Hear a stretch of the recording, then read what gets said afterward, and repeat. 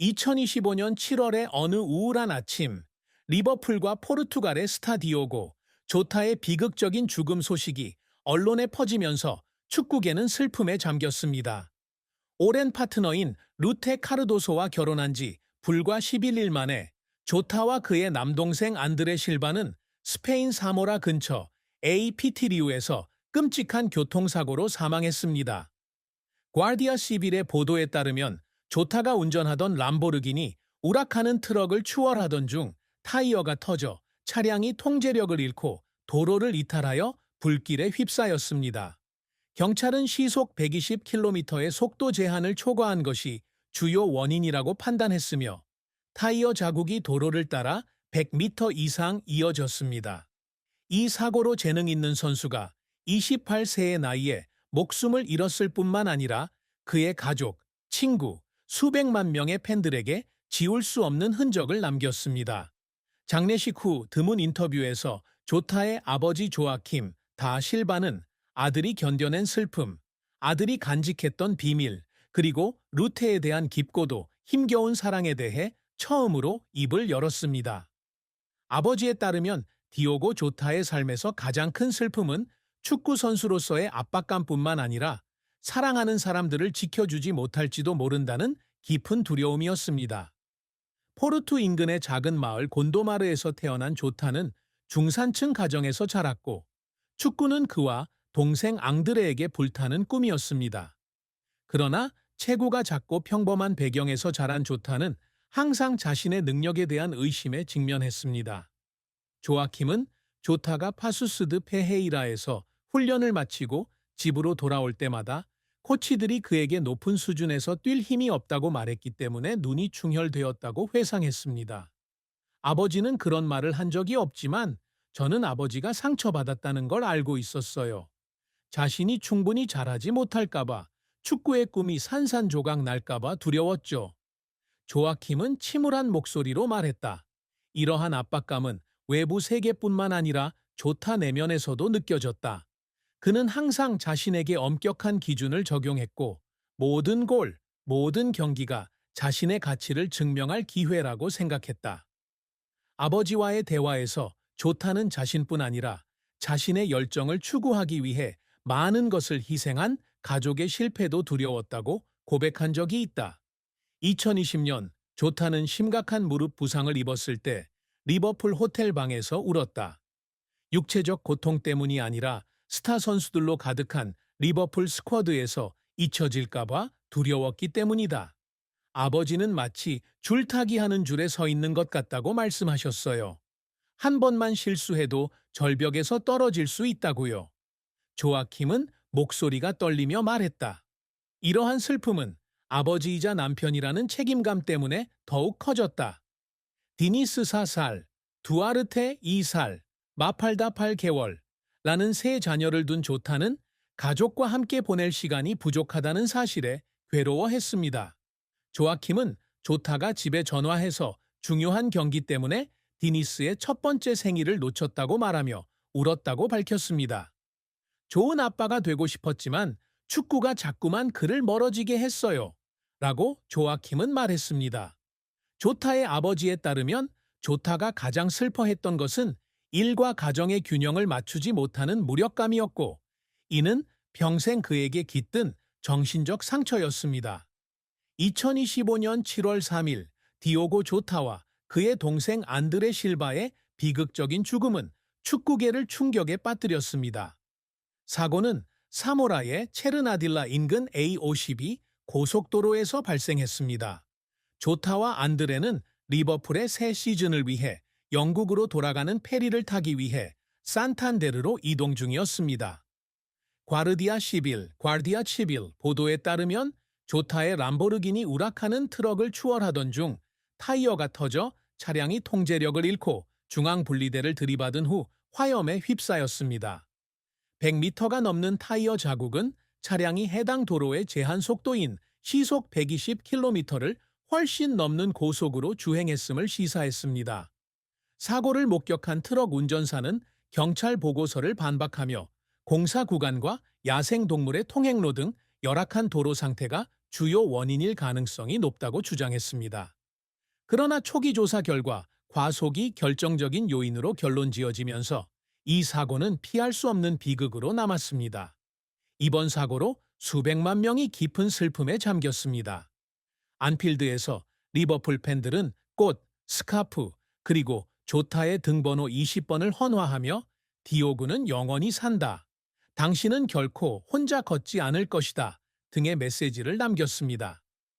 아르네 슬로트 감독은 감동적인 연설에서 이 고통을 어떻게 표현할지 모르겠습니다. 디오고는 단순한 선수가 아니라 친구이자 아버지, 그리고 우리가 사랑하는 형제였습니다. 라고 말했습니다.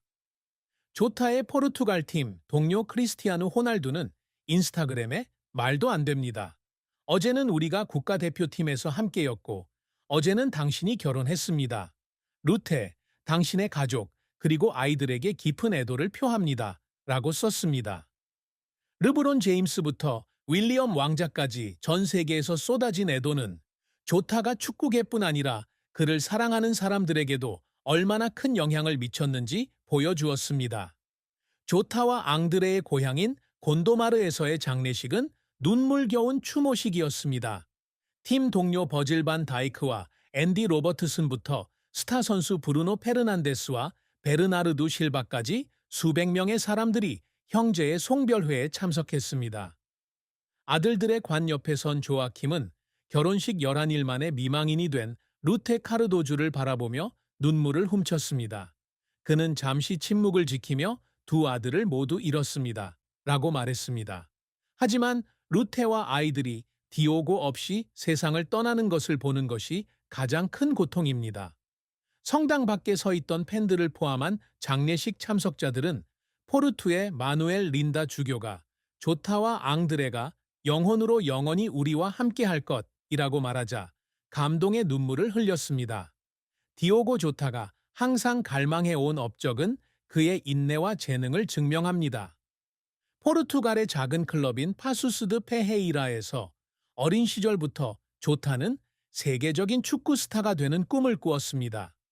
그의 전 감독 바스코 세아브라는 조타의 재능이 여전히 과소평가되었기 때문에 포르투갈 축구협회에 직접 이메일을 보내 조타의 경기를 보러 오도록 설득해야 했다고 말한 적이 있습니다. 2016년 조타는 아틀레티코 마드리드로 이적했지만 출전 시간은 많지 않았고 FC 포르투로 임대되어 27경기에서 8골을 넣으며 완벽한 스트라이커로서의 잠재력을 보여주었습니다. 2017년 조타는 챔피언십에서 울버햄프턴 원더러스로 이적했지만 영국 축구에 적응할 수 있을지 의문을 받았습니다. 그러나 그는 131경기에서 44골을 기록하며 모두가 틀렸다는 것을 증명했고 울버햄프턴이 승격하고 프리미어 리그에 잔류하는 데 기여했습니다. 2018년 챔피언십 우승은 그의 가장 자랑스러운 업적 중 하나였습니다.